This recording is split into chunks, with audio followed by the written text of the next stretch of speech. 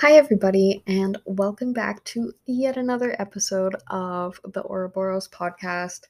Today, first of all, I want to start off by saying if you haven't already called your mom to wish Happy Mother's Day, pause this and do so. Yesterday, I was at the Preston Street Market with Freewheeling Craft. And yeah, I was doing a fun little market for the Tulip Festival. So I am obviously recording this before going to that market. So if I see you there, then hello. um, but yeah, so if you had the chance to come out, I'm sure it was a pleasure. It looks like the weather is supposed to be nice. So fingers crossed. But yeah, I the last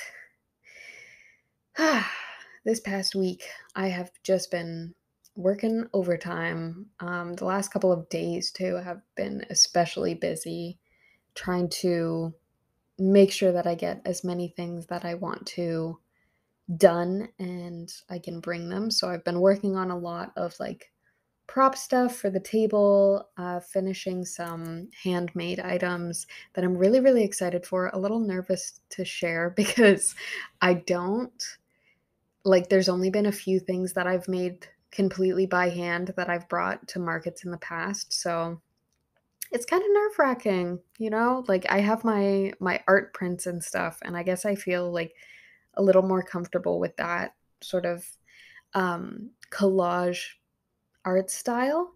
Um, but yeah, when it comes to like fabric and sewing and stuff like that, like even crochet still, I'm just like so giddy and nervous to share that stuff.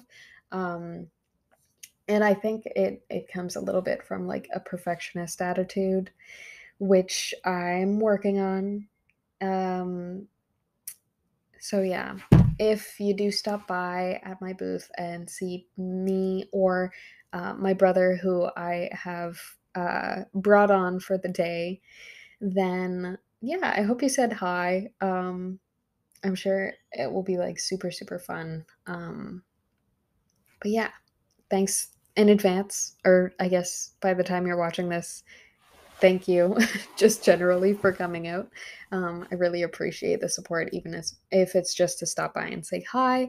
Um, yeah, it's just lovely to see everyone. And of course, I will be doing readings, or like I will have done readings. It's so weird to talk like filming before a certain thing, but then talking about it as if it has happened is very confusing for my brain. Too much going on up there already. So yikes.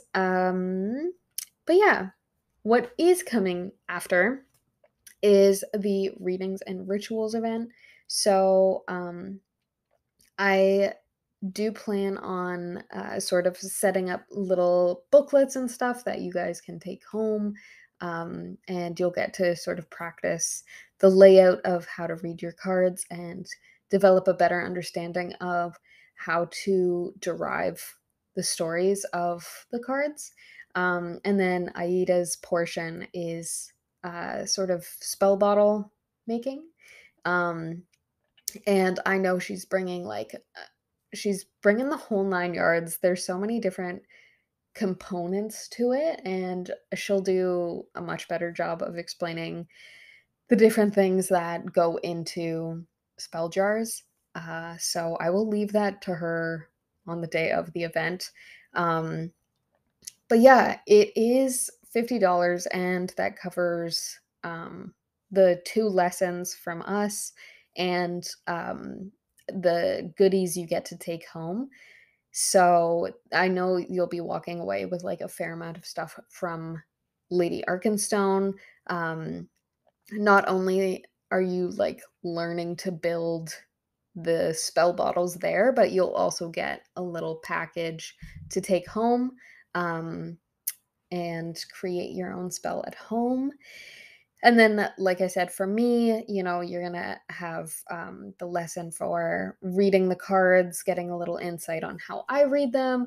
I do think this is one of those workshops that you would do well bringing a friend to, because I do have a plan to sort of pair you guys up. So there is a really brief sort of touched on aspect of reading for other people.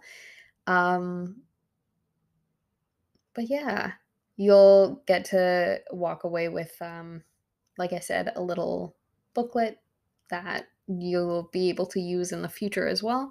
And I'll probably bring my larger like tarot journals if I have some left after the market. We'll see, because I will be bringing those. But who knows? I don't know how many tarot reading mamas there are out there. But speaking of mamas, today's card, we are going to be discussing the Empress, who I very much see as like the mama of the major arcana.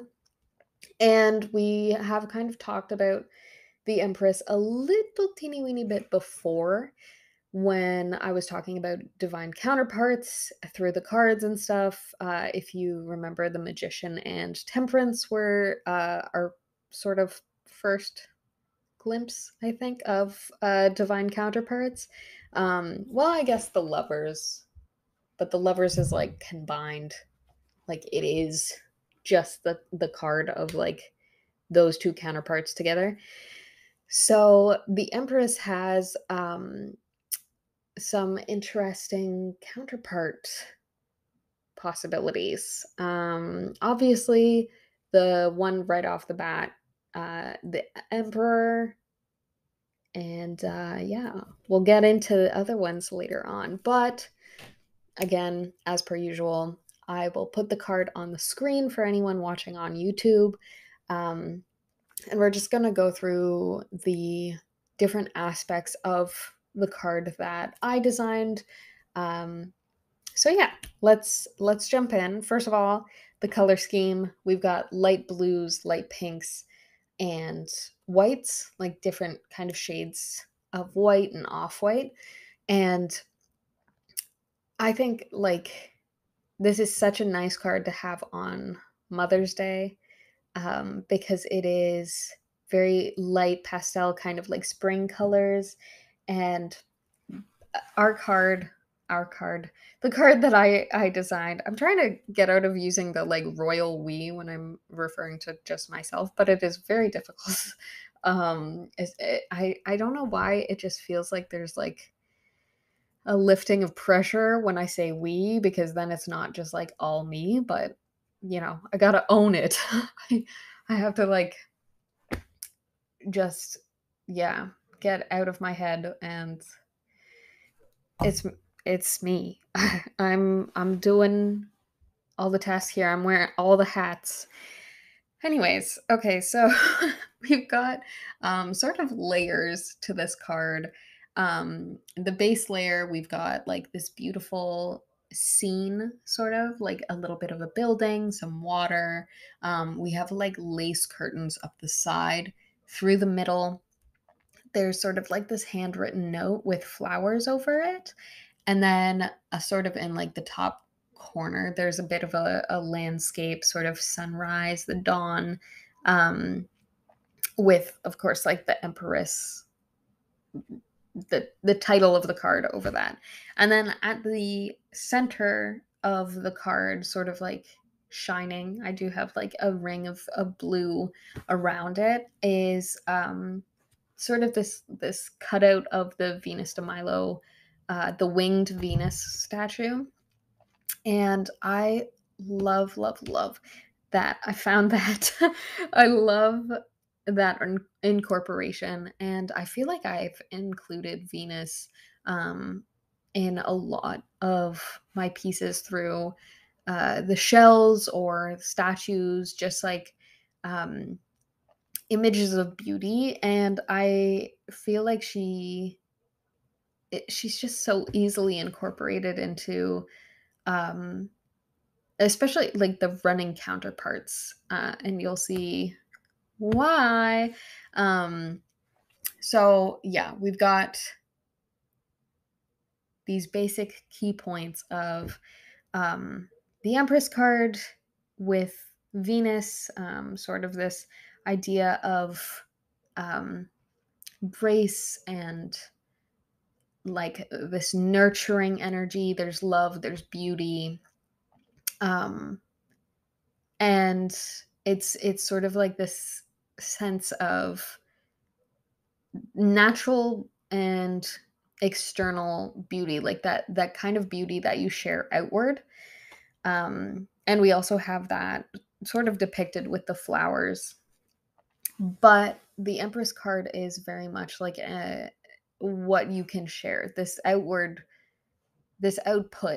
of energy that is creative, um, in a sense of like not only artistically, although it very much could be. There's this idea of creativity, that is often linked with, um, like femininity, but it is like the creation of life. And this can be like, I do have like incorporations of water here because water also can be a representative of like the womb. Um, so there's that like creation of life through, this sort of well of water within us, but there's also this emotional quality, what we can offer other people. Um, and yeah, the Empress kind of captures this idea of, um, that offering, that nurturing, compassionate kind of inflow energy. And yeah, in its reverse, this can be a call for that energy to be balanced a little bit more. Because we have like the, Emperor card. And the Emperor is, of course, like the quote unquote masculine counterpart to the quote unquote feminine Empress card. And I put quotes because the idea of like masculine and feminine is, it kind of makes it, um I feel like those words are so like overused and misplaced, misappropriated almost, that they kind of lose meaning. So aside to like set the stage of like, topics that have kind of been tossed around with that terminology before, I just wanted to get it out of the way to basically say that, the Empress is this creative output of nurturing and like sort of this gentle movement of energy. um and like I said, it's an output, it's things that you can offer other people. um it is also a card that represents like fertility, um abundance, that kind of thing. So it's definitely, it takes like these words that we've kind of applied gendered terminology to, um, but I feel like that kind of minimizes the depth of the card. Like fertility can also be represented in the abundance of like ideas, just like this limitless, uh, ability to create things. um it doesn't necessarily have to be bound to the idea of like a body reproducing another human being. Like it doesn't have to be reduced to that. There's so much complexity to this. And that's why I like try and refrain, I guess, from using the like masculine and feminine titles, because it doesn't, that makes us think that it connects mostly to like gender, and it really doesn't. It's a much, much broader kind of thing. So yeah, just something to keep in mind. I'll still probably sprinkle in feminine and masculine just because it's like so ingrained in my head, that like that's kind of the representative of those things. But it's very similar to sort of what we were talking about in the Lovers card with the yin and yang, and sort of like how both of those things are in flow and they influence each other, and it's important to have a balance of both of those things, but they don't inherently mean like any kind of association to gender itself. So um, when the card is reversed, this is something to sort of bring your attention more towards the like emotional side of yourself that maybe doesn't feel like their cup is full. Monitoring how much of yourself you offer to others might be really important, and that's sort of where the counterpart energy comes in, because with the Emperor card, this is more structure and discipline, and that's like when you have those two in balance, you'll be able to offer what is necessary to other people while also preserving your own peace, kind of thing. And there's that ability to set boundaries and stuff. So I am planning on making this sort of like a part one episode, and then next weekend we'll dive into the Emperor and sort of complete the part two. So yeah. But some, I guess, unlikely, or maybe lesser known counterparts, because the Emperor isn't the only counterpart to the Empress. Uh, the Empress can also be a counterpart to the Lover's card, just to sort of emphasizing a specific part. Like if both were to come out in a reading, the Empress would just kind of emphasize one side of the yin yang kind of spectrum, or like flow that might need a little more attention. And then to further that, like I said, whether it's upright or reverse might indicate a little more of like where that energy is to be concentrated. Another unexpected counterpart, I guess, is um, this sort of doubling up of energy with the High Priestess card. And we haven't gotten to the High Priestess yet, but it is actually one of my favorite cards in the Major Arcana. But yeah, the High Priestess is very similar energy to the Empress. They're like side by side, kind of like sister cards. But where the Empress is an output, the High Priestess is more the inner world. So, not necessarily an input, but just like the conservation of that inner world and that inner peace can come out. But it's coming from a more gentle and nurturing kind of place, rather than the disciplined, structured, more harsher kind of aspects of the Emperor, if that were to be the counterpart for the Empress. So if either or any of those counterparts come out with the Empress card, it kind of there's a little bit of wiggle room in terms of the interpretation there. But it really does kind of bring out specific areas, or like um, parts of yourself that may need attention and specific energy flowing in those areas.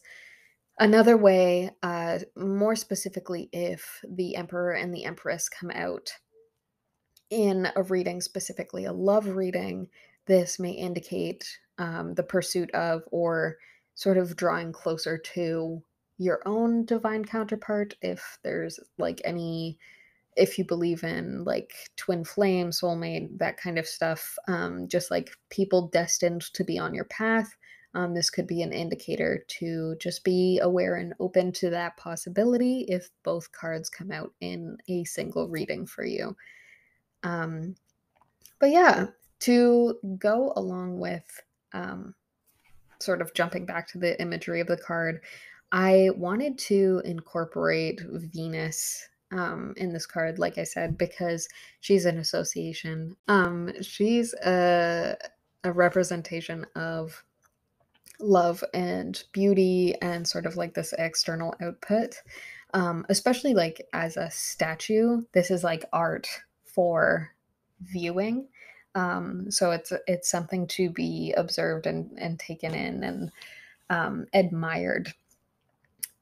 And yeah, I really liked that element. And they're like when the cards were created, even though there's like not a whole lot of information, there is sort of this continual influence of the gods and goddesses. So, including her felt pretty right. And of course, I always kind of like sprinkle in a little bit of the information that I've plucked about or like information that I can kind of like pluck out of certain things with my brief exposure to Christianity, and sort of like how that's sprinkled in through um, the books and stuff that I have read through my degree and art and all that good stuff. So the uh, the Empress is the third card in the major arcana, marked 3. And in some iconography, some images and stuff, the Empress is represented by the Virgin Mary. Um, so the link of Christianity, Christian iconography, and sort of like the symbolism can also connect to the card number, as 3 is associated with the divine trinity, the holy trinity, that's what it is. um so that's just like a little aside. um but that pretty much sums up the Empress card. Like I said, next week we're going to dive into the Emperor, so we'll be talking a little more about the other side of this traditional counterpart. um, but yeah, thanks so much for watching, and I'll catch you next time. Bye.